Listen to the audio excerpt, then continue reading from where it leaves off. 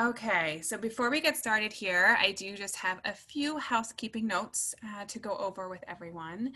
Welcome to the Virtual College Exploration on behalf of PACAC. I am so happy to welcome you to this session. We have a great panel ahead of us here with 3 presenters, and I really hope you do enjoy it. Give me 1 second to... So a few things. First about PACAC, the Pennsylvania Association for College Admission Counseling and StriveScan. PACAC is a nonprofit association comprised of more than 1,200 school counselors. I'm one of them. College admission counselors, independent education consultants, and other professionals responsible for guiding students through the important transition from high school to post-secondary options. So thank you so much for joining us today. A few housekeeping announcements before we do get started. You can use the Q&A button on your screen to type your questions to our presenters at any time. Your camera and microphone are off, so panelists cannot see or hear you. This is just one of the many different sessions that are happening over this next month, so be sure to check out the full schedule at PACAC, that's PACAC.org. This presentation is being recorded and will be available within about a week with that same website, PACAC.org. And now I'd like to turn it over to our presenters. Thank you so much. And thank you all for taking some time to join us as we talk a little bit more about the PAC-12. I'm going to share my screen here and talk a little bit more about some of the PAC-12 schools.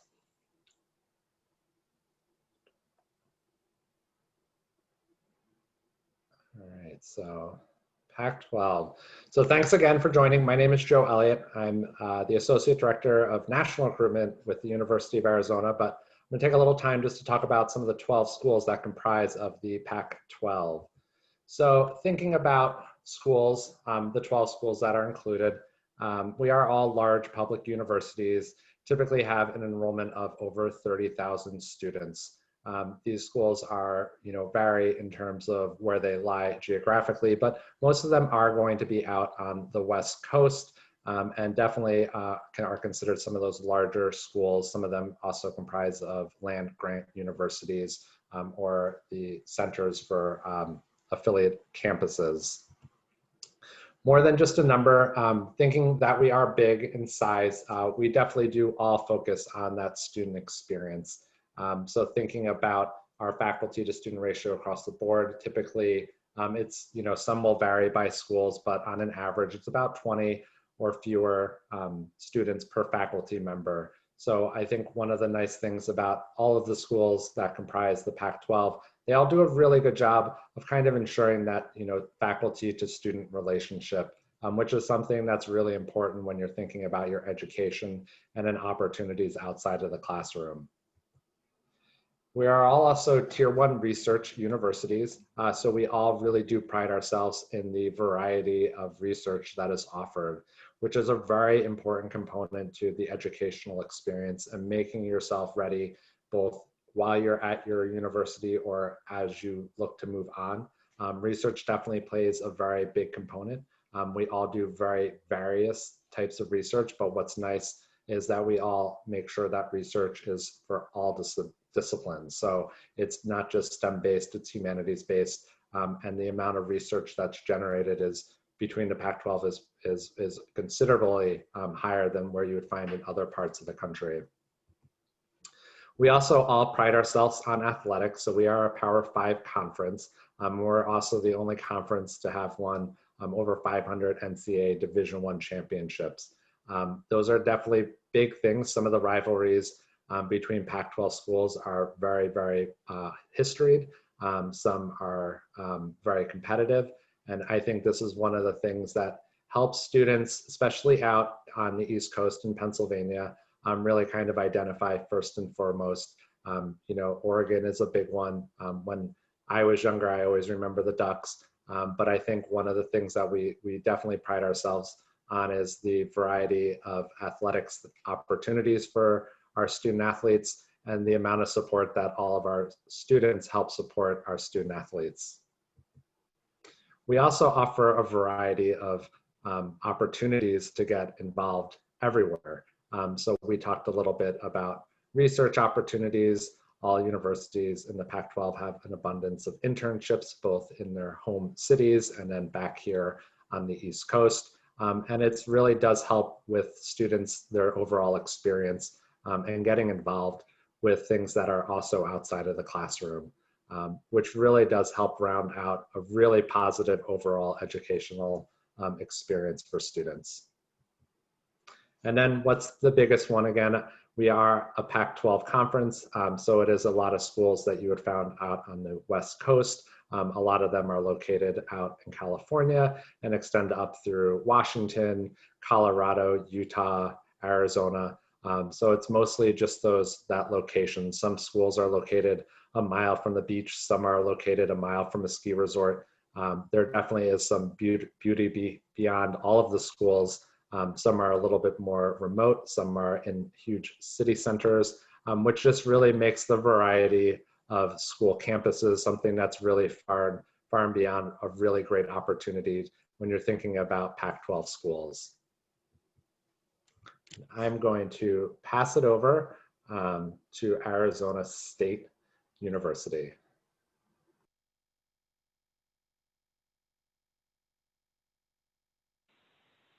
All right, thank you, Joe. Can you see my screen okay? I get like a confirmation from someone. Okay, perfect. Thank you, Ryan. Awesome. Well, my name is Kyle. I am a regional coordinator for Arizona State University. I'm actually based in Dallas, Texas, but I also work with the entire state of Pennsylvania. So if you're from Pennsylvania, I will be your admissions rep. I'm going to go just briefly over some highlights of ASU today, and hopefully that'll kind of give you some basic information. Maybe you'll apply, maybe you'll reach out to me with more questions. That's kind of always my goal. We know that investing in your education is a large investment for students and for families, and so we want students to know that it is a worthwhile investment. We have a lot of great rankings, of course. The biggest one for us is really that we are known for being #1 in innovation. We have been #1 in innovation for 6 years in a row now. This is voted on by actually other college presidents, admissions deans, and provosts. So these are our peers who have decided that ASU is changing the face of higher education, and we're always doing something different, and we're always working to innovate and to perfect the American university. So that's something I think that it's really important for students to know, that we are always changing and always striving to be the best. We have a lot of other great rankings as well. We're a top 25 undergraduate business program. We're in the top 5 for public universities for first year experience. So we're really proud of how much first year students enjoy their time at ASU, especially that first year, which is always the most crucial for student success. We have students that come from all over the U.S. As an Arizona public institution, majority of our students do come from Arizona, but we have students that come from the East Coast as well. About 100 last year came from Pennsylvania, and 100 from the several other states as well nearby. So you won't be necessarily out of place. Like I said, there are students that come from all over. We really think this helps our students grow and learn from other people, from people that come from different backgrounds, because you are bound to meet someone who's different than you, who shares different beliefs, and we think that is how our students gain those soft skills to be prepared for a globalizing world. Now, a little bit about Phoenix. That's where we are housed, Phoenix, Arizona. It's the 5th largest city in the U.S. It's also the state capital of Arizona. A lot of opportunities for our students. But what's really unique is that we actually have 4 campuses spread across the Phoenix metro area. Each campus is a part of ASU. You're not applying to separate campuses. We are one university in many places. So I know sometimes that's a little bit different for people, and I think that's kind of one of the things that make us innovative and different. About Phoenix itself, Scottsdale, one of our suburbs, has been called the #1 best place to find a job, #1 place to raise a family as well.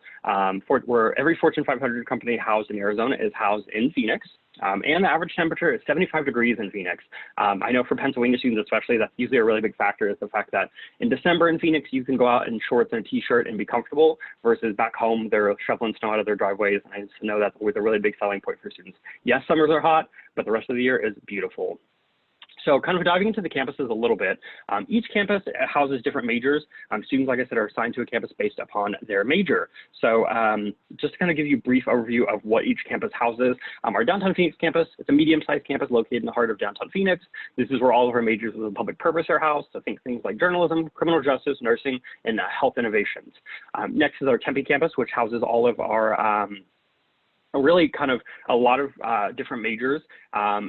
I think there's at least like 100 different majors located just at Tempe alone in different disciplines. This is typically what people think about when they think of ASU. They think of that big state school experience. And this is also where our athletics are housed. So at some point in time, you'll probably be at the Tempe campus to catch a game or something fun. Next is our Polytechnic campus located in the East Valley in Mesa, a suburb of Phoenix. This is really kind of our hands-on entrepreneurial focused campus. It's a desert arboretum, so houses a lot of natural desert plants and trees. Some of the programs here include our professional flight program, air traffic management, and graphic information technology, just to name a few. So like I said, very hands-on, very entrepreneurial. And last but not least is our West Campus. That is kind of our liberal arts approach to learning at ASU. You get that small campus feel, small class sizes. You really get to know your professors a lot better, but you have the resources of big ASU. Some of the popular programs here include forensic science and forensic psychology, as well as our Thunderbird School of Global Management. I know a lot of students that want to pursue that undergraduate love that. It's at the West Campus. So that's a very brief overview of each campus. Each kind of has a different flavor. There is an inter-campus shuttle system that runs between all 4 campuses. You never have to go to the other campuses. You're never expected to, but if you wanted to, you're more than welcome to. So it's not uncommon for students who are at West Campus to take a class at downtown Phoenix, or a student at Tempe to take a class at Poly, definitely within the realm of reason. Kind of speaking about colleges, we have 16 different academic schools and colleges and about 350 different majors at ASU. I always kind of jokingly say pretty much everything. Really the only things I can think off the top of my head we don't have would be like culinary or agriculture. Joe can talk more about agriculture. So one of the ways we kind of help you sift through all these majors is our degree search tool. If you go to asu.edu/degrees, that'll actually let you search for all of our degree programs. So if you type in, for instance, biology, it's going to show you all degree programs related to biology. A lot of helpful information there, including admissions requirements, job growth outlook, information about the department and the specific major, including videos. But one of the biggest points I like to point out about that is you can also look at the major maps for each major. So major maps basically show you what your 4 years at ASU are going to look like. It's going to show you all the classes you're going to take. I think this is significant for students, not only in deciding what to take at ASU, but also for prospective students who aren't 100% sure of what they want to study. I always recommend look at the major map. So if you're interested in biology and also like interior design, and you're not 100% sure what you want to pursue, take a look at the major map, take a look at the classes, figure out if this is something that interests you. If the biology classes don't sound that great, but the interior design classes sound awesome to you, you should maybe be going into that major. One of the things we always want to have students consider too as a part of their academic journeys is study abroad. We're a top 10 university for students studying abroad. A lot of scholarship opportunities for students. We have about 250 different study abroad programs in about 65 different countries, with one in every continent, including Antarctica, fun fact. And so we always encourage students to consider doing that as early as freshman year. We have a study abroad office at every campus with study abroad advisors who are happy to meet with you to discuss the different program options as well as how to fund that study abroad opportunity. So we definitely want students to consider that. Now, there are a lot of ways to make the big ASU experience feel smaller, and that's by getting involved on campus, especially. We have about 1,000 student organizations between the 4 campuses. Really so much to be involved in that really just run the gambit in terms of topics. You can kind of see here, there's a kind of a breakdown of like the different areas, but if there's something we don't have, of course, you're welcome to start it. Just grab a couple of friends and you can start your own organization. We have everything from Greek life to affinity groups, to religious groups, to professional and networking groups. So really, like I said, there's something for everyone to get involved in, regardless of what your interests are. Another great way to kind of make your ASU experience a little bit smaller is the Honors College. It's been called the gold standard of honors colleges, a top 5 honors program, something that we're kind of nationally known for too is our honors program. Now, the honors program does require a separate application from the ASU application. So I encourage students, you do need to at least have applied to ASU to be able to apply to Barrett. I'll get into that a little bit more later, but just know that there's a lot of great benefits to Barrett, including smaller class sizes, a lot more relationship opportunities to build with your professors, and a 3-tiered advising system. So a normal student at ASU will have an academic advisor in their college. A Barrett student will have their academic advisor from their academic college, because Barrett is an umbrella college, meaning any student from any major and any campus can be a part of it. So you'll have your academic advisor, you'll have your staff advisor from Barrett, and you'll actually have a professional faculty advisor from Barrett as well. So we always kind of tout that as one of the opportunities for students to have that smaller personalized experience. Going back to kind of the whole investment side of college, we want students to know that your ASU degree is going to mean something. These are some of our top employers for graduates: Amazon, Intel, Dell, Boeing, a lot of great companies, a lot of tech companies especially are moving to Phoenix as well. Something to really note here is that 89% of our graduates are employed or have a job offer within 90 days of graduation. So like I said, your ASU does mean something. We have students, of course, that stay in Phoenix, but also that go all over the US, whether it be the East Coast to California, the Pacific Northwest. We have students everywhere. So our alumni network is huge. So as far as applying to ASU, it's a pretty straightforward process. You can apply online at asu.edu/apply. That'll take you to our application. If you're wanting to do the coalition application or the common application, we accept those as well. Whichever one you want to do, it's totally up to you. We have no preference. Whatever is easiest for you. You'll pay your application fee. You can either self-report your grades to us, which means you'll get a faster admissions decision, or you can request official transcripts be sent to us from your high school, whichever one works best for you. Though we do say if you self-report, you'll get a faster admissions decision. And then you'll get access to your My ASU, which is where you track your application status, and it will also help you in completing your FAFSA. We do not require SAT and ACT scores for admission. We have not done that. We've never really required it in recent years, and so that's something that's not changing. As far as admissions requirements go, we do look that a student has completed at least 16 core competencies in their high school curriculum listed here.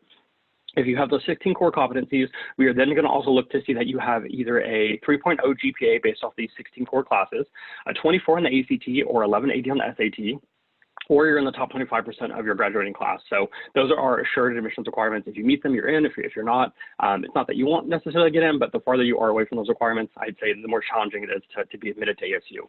So if you have one of those things, like I said, it's a very transparent, very straightforward process. Some of our majors do have higher admissions requirements, so it's something to be aware of as well, is that business, Bachelor of Science degrees, nursing, and engineering do have higher admissions requirements that you want to kind of make sure you know before applying. If you're applying to Barrett, like I said, it does require a separate application that you will not be able to access until you have access to My ASU. And then important deadlines to know, November 1st is the early action deadline. They really stress that students apply by November 1st to Barrett if you are interested, because that is your best shot at getting into Barrett. Scholarships and funding your education is always a big part of the college search process as well. The most common kind of form of aid for out-of-state students at ASU is our New American University merit-based scholarships. These are awarded automatically once you're admitted to ASU based on your GPA. For fall 2021, we are not requiring test scores in the past, and you may see this somewhere that we haven't cleaned up quite yet. We require that students submit test scores to be considered for our merit-based scholarships, but this year we are awarding them just off of your GPA off the 16 core competencies. And we haven't started awarding those yet. That'll probably happen later this month in October. If you're interested in learning more about ASU, you can go to visit.asu.edu and attend one of our live hosted virtual visit experiences. We offer those Monday through Saturday with a wide variety of topics, including general ASU information, a student panel, academic college breakout sessions. So there's really a lot of things for you to learn. And what's great is all the times listed are in Arizona time. So that means for Pennsylvania students, it's 3 hours behind you. So some of these are later evenings. So if you work a job right after class or you need time to study, you have time to kind of log on and get some more of that information. Like I said, my name's Kyle. I am your representative. So if you have questions, please feel free to email me. It's pretty straight, pretty easy. Email ASUKyleWallace@asu.edu. Thank you so much. And I am going to pass it over to Joe now from the University of Arizona. Thank you, Kyle. All right, let me go back here and share my screen with you all. So thanks again. I'm going to talk a little bit about the University of Arizona. Again, my name is Joe Elliott. I'm the Associate Director of National Recruitment. And I always love to start off by just exactly where we are. So this is our map of our top 10 states. And you can see we are located towards the bottom. So we are about 2 hours south of Phoenix, so about 2 hours south of ASU, about an hour north of the US-Mexican border. So thinking about our total population, we have a little bit under 46,000 total students, but for undergraduates, it's about 36,000. So we're going to talk a little bit more about those 36,000 undergraduate students. So looking at the top 10, New Jersey just squeaks in at number 10. Pennsylvania actually is number 12. And these numbers are a little bit lower. We did see a little bit of a decline in students that enrolled this past year at the University of Arizona, and due to COVID-19. But on a typical year, New Jersey would be about 100, and there's usually about 75 to 80 students from Pennsylvania. And when we're really thinking about where in Pennsylvania students are coming from, I like to think of it, it's mostly in the Philadelphia suburbs and then out in the Pittsburgh suburbs. But we do definitely get students from all over the country. You can see we do get a lot from the West Coast, a lot from the Midwest, and we have students from all 50 states and about 140 countries. So our population is definitely diverse. When you're thinking about, where exactly that number is, it's about 60% are going to come from the state of Arizona. About 40% are going to come from everywhere else, so all over the world. What I really think is amazing about Tucson is it's kind of just the mountains. So, you know, the proximity to Tucson, to this area right here, it's about an hour. So this is the tallest point in southern Arizona. It's called Mount Lemmon. And you can see off in the distance, you can see Tucson. So this is about 1 hour away. Here, a lot of folks definitely escape to because of the fact that it's typically a lot cooler. So while it does get hot in Tucson, the average temperature in Tucson during the school year is about 85 degrees. We have about 320 days of sunshine. If you were to come here in the middle of the summer, it would probably be about 70 degrees, while it's probably about 110 degrees in Tucson. If in December you decided to make a trip out here, you would probably find a lot of snow. This is the only area in southern Arizona that you're going to find snow. There's a pretty cool ski resort that's located right up here also. But what I really think is amazing about Tucson is the food. So thinking about different kinds of food all over the world, Tucson's very famous for its Mexican cuisine, to the point that the United Nations designated Tucson as a World City of Gastronomy based purely off of our culinary expertise and offerings in Mexican American and Native American food offerings. So while I'm from New Jersey originally, I like to think I live by pizza and bagels. You would never find a great pizza place or a great bagel place in downtown Tucson, but you'd find plenty of places to really enjoy some quality Mexican food. And a lot of that is located in the downtown area, which is only 2 miles away from our campus itself. When you're thinking about our campus and where we are located in Tucson, we're kind of like in a city urban area. So the downtown area, it's only 2 miles away from our campus, and our campus is just 1 square mile. So everything and anything you need is going to be located on that property. And I showed you the earlier picture, there were mountains. You can still see those mountains off in the distance, but for the most part, Tucson is extremely flat. So navigating around campus is extremely easy. And of course, we offer shuttle services that are part of your tuition and fees. There's a Safe Ride program that we offer for all students. But I would say the most popular way to kind of get around campus is typically going to be walking or riding a bike. We are one of the more bike-friendly cities in the United States. There's about 67 miles worth of bike lanes in and around Tucson, and a lot of those are located right on our campus. But with having one campus, it just makes it easy to kind of get around. You can see off onto the distance our athletic complexes. A lot of these buildings in front of us are our libraries. So it's just having everything on that one campus just kind of makes it easy to get around. We offer about 250 degrees at the University of Arizona, and those are through all of our programs, so undergraduate, graduate, and postgraduate level programs. We also do offer a degree search, which is really a great tool just to kind of dive more into a specific major, to learn more about career outcomes, what kind of internships are available, what kind of research is available. And we do have over 20 colleges at the University of Arizona. So we were originally founded as a land grant university before the state of Arizona was actually a state back in 1885. So we were really well known, and we still are, for our College of Agriculture and Life Sciences. One of the big things that a lot of students tend to gravitate towards Arizona for is our College of Medicine. So we're the only school in the United States that has 2 separate teaching hospitals, one located directly on our campus and one down in downtown Phoenix. So students that are involved in medicine, nursing, pharmacy, and public health have an actual teaching hospital that they can utilize to kind of supplement some of their shadowing program, volunteer work, internships, and part-time job while they're on campus. Overall, of the 7,500 first-year students that came to Arizona, it's about 35% went into a STEM-based program. And a lot of that really is driven through a lot of the research opportunities that Arizona has to offer, which I'll get to in a minute. But really, what our students and our alumni most often talk about is graduating the University of Arizona with a specific skill set. So a lot of these are offered through a variety of different ways: internships, study abroad, and research that really helps define a student's overall experience. And a lot of that is through our low faculty to student ratio, which is about 15:1. We have an honors college on campus. It's about 5,000 honors college students. And this is our new Honors Village, which is a living learning complex. So we have about 1,100 honors students live here. They also have classes here. They also have access to their honors faculty and honors mentors. Definitely a really nice way to kind of take a large research-based school and have a much smaller liberal arts experience with it.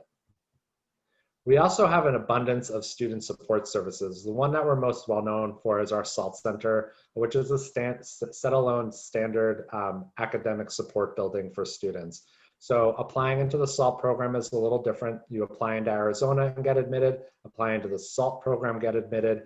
Then you have access to a learning specialist that you can meet with to up to 30 minutes per week, then access to our certified tutors, which offer opportunities to like reserve the same tutor every week for up to 2 hours per week. So you don't have to feel like you're recreating the wheel with that tutor. Of course, all of our students have access to tutoring through our free and fee-based think tank, and those are spread out throughout our entire campus. You can also see we have some great programs for our undecided students and a lot for our first generation college students, which really help round out that overall student experience. We also have 23 dorms on campus. They vary in all shapes and sizes. They all have air conditioning and they even have heat. We do not require students live on our campus on any of their 4 years, but students that do live on campus tend to have a higher graduation rate and a higher GPA by about 1 grade better. We are also really proud of our student athletes. So we have 19 Division I programs in the Pac-12 as we're talking about the Pac-12. Our student section is probably our biggest club. It's about 13,000 rabid and excited student athlete supporters. But we really do offer a variety of programs, a little bit over 600. Greek life is very popular. It's about 20%, followed by our student government. When it comes time to apply, we have 3 applications. The most popular way is the application on our website, followed by the Common App and then the Coalition App. It really is up to what's your preference in terms of applying. We do not require students to submit a transcript, so you can self-report all your coursework. We don't require SAT or ACT scores. That's something that we haven't required for years. The personal statement is optional, and then there's no letters of recommendation. So you can pay that $80 application fee or request a fee waiver, and then you submit that application. So as a rolling admission school, we typically give a decision within 2 to 4 weeks. But once you've submitted that application, you'll actually get access to something called the Future Wildcat page, which allows you the opportunity to watch your application go through that review process. And much like ASU, which is another state school, just like we are also a state school, we look at 16 core classes. These 16 core classes determine admissibility. So looking at all these, at Arizona, our assured admissions is as long as you have a 3.0 or better in all of these courses, you're going to be assured admissions to the University of Arizona. If you have below that 3.0, you basically put you in a comprehensive review, which just means we're going to look at your application in a little bit more depth. We're going to look at like academic trends to see where did you struggle. This is also a great opportunity for us to look at a personal statement. So if you did have some struggles in like your math over the course of 4 years, that's where that personal statement comes into play. And you can explain a little bit more about some of those struggles you had in math, and most importantly, how you try to improve on those over the course of your 4 years at high school. The Honors College has a separate application. So after you've applied to Arizona, you can apply into the Honors College. There is an essay, which is a personal statement, an activities resume, and then a required letter of recommendation from a teacher or counselor. So Honors College is totally test blind. So they used to require test scores in the past. They do not have them now. So even if you send them, they're not going to look. And this is a non-binding decision, but if you want to get your answer early or your decision early, as long as you submit your application by November 16th, you're going to get notified right around December 11th. And then all students have to apply to the Honors College no later than midnight on February 15th.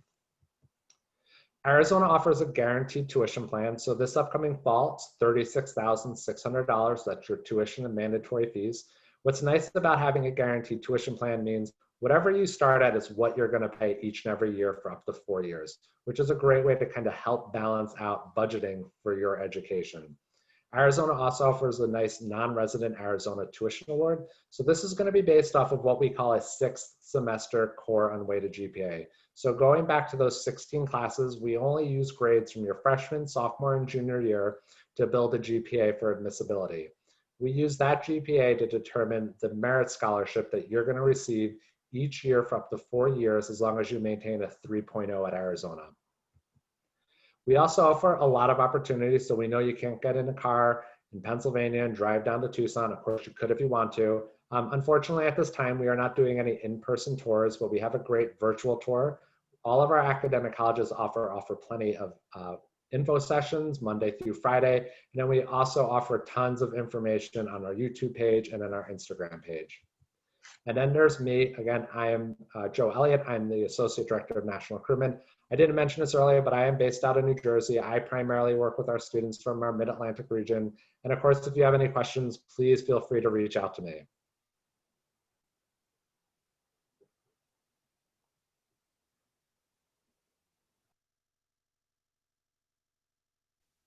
Okay, awesome. Well, thank you guys so much. My name is Ryan Copeland. I'm a senior admissions counselor at the University of Utah.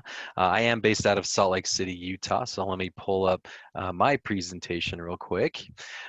So my colleagues have already touched on the fact that we're all Research One institutions. University of Utah is located right in Salt Lake City. We're nestled right up a bit against the Wasatch Mountains there. And in some cases out the back door of the different residence halls, you have access to miles and miles of hiking trails, mountain biking trails, etc. It's pretty great. Our main campus is in Salt Lake City, Utah. We also have a campus in Incheon, South Korea. So you could ideally attend in South Korea if you wanted to for 3 years and then spend your last year at the University of Utah, which is pretty cool. We have 24,000 undergraduate students. Despite that large number, we're still able to maintain a 17-to-1 student-to-teacher ratio, with 23 students being the average class size at our institution. In addition to all of that, University of Utah has recently been named one of 65 American universities as part of the Association of American Universities. And we have over 150 different academic programs at the University of Utah as well. Okay, let's dive into what being in Salt Lake City looks like. We are a full-fledged college city. Downtown Salt Lake has all the amenities you could ever want. So if you're looking to stay close to an urban area, but also having access to the outdoors that the state of Utah is known for, we're an ideal location. We're 30 to 45 minutes away from 7 world-class ski resorts. We're about 45 minutes away from the Sundance Film Festival, for example, Park City, as well as within a day's drive of 5 national parks, including Delicate Arch there in the middle. We do have a few professional teams, Utah Jazz being the biggest of them, as well as professional soccer teams, etc. But we also, of course, want you to come to the Pac-12 sports that we offer on our campus too. Not this year as much, but yeah, typically.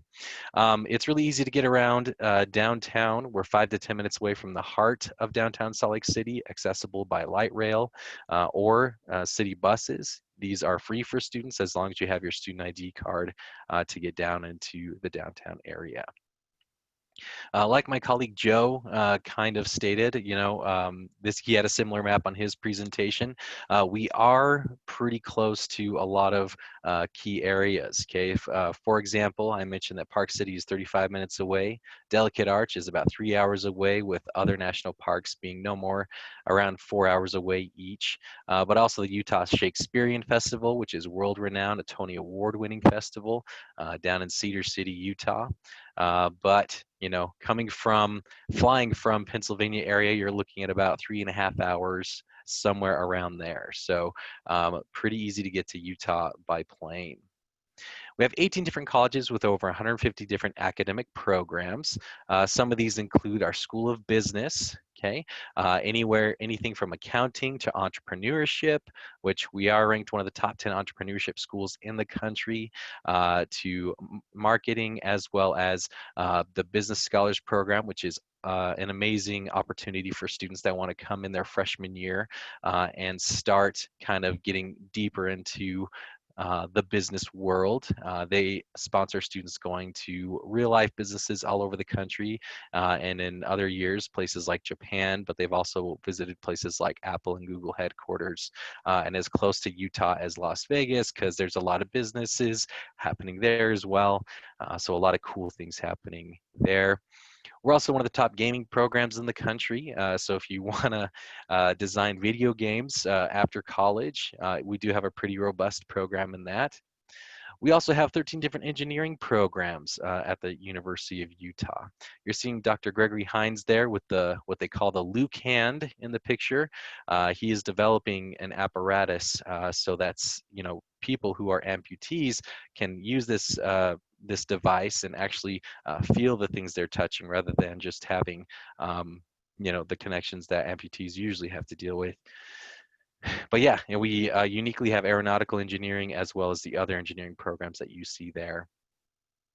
I mentioned entrepreneurship before. Lasan Studios is a big reason for a lot of that. Lasan Studios is responsible for launching over 35 different companies in the past 2 years. These range anywhere from global impact to sustainability to product design, adventure and gear, businesses that are centered around specific tailored suits, things like that. So a lot of cool opportunities as far as getting into that world. For those of you that are interested in going into medical school, dental school, physical therapy school, we also have academic advising opportunities for students there. Our hospitals are located on our campus, and so yeah, it's all kind of centrally located.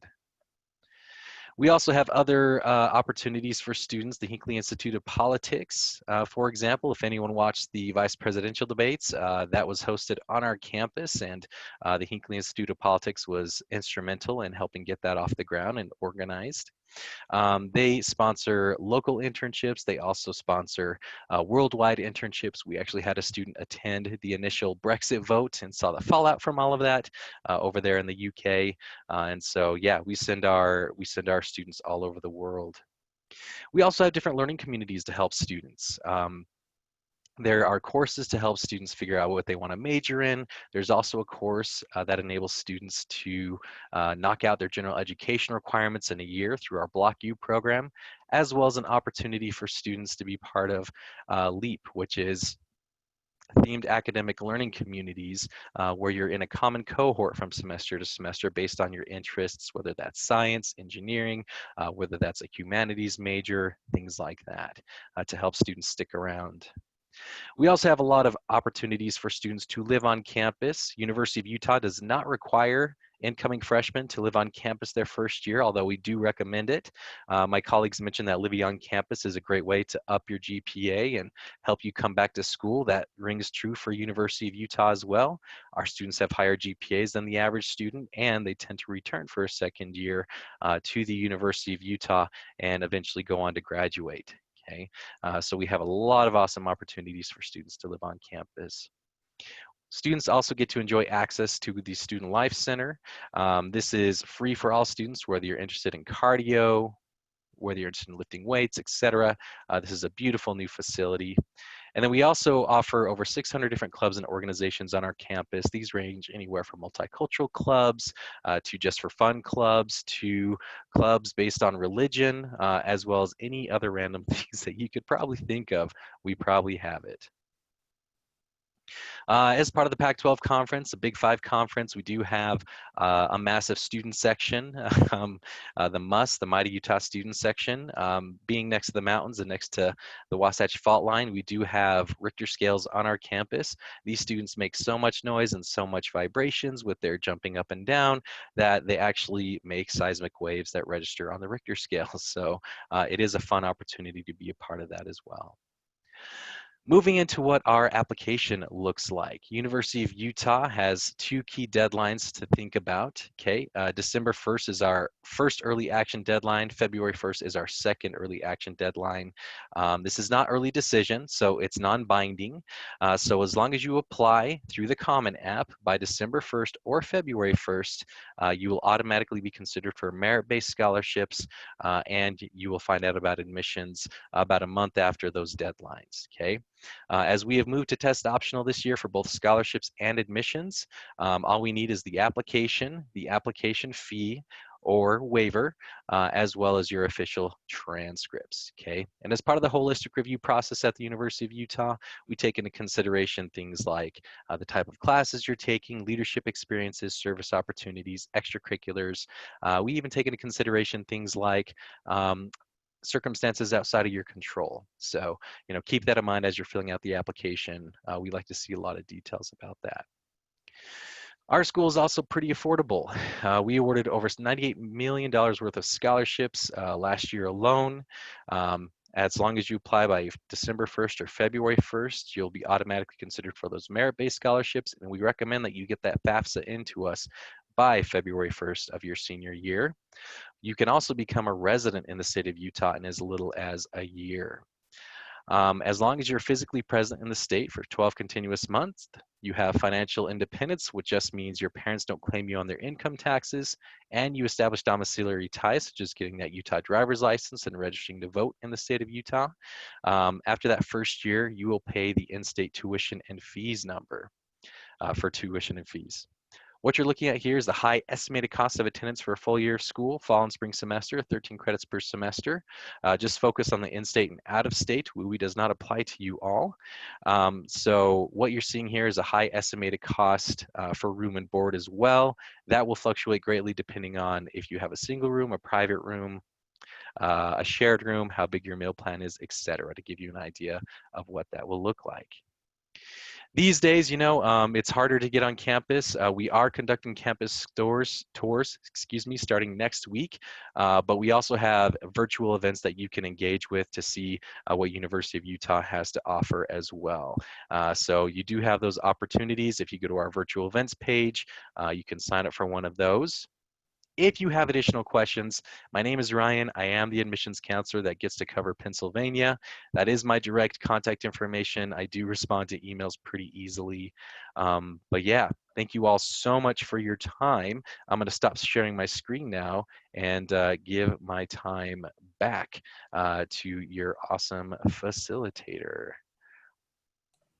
All right, thank you so much, guys. That was wonderful. I certainly learned a ton, so I really appreciate your time.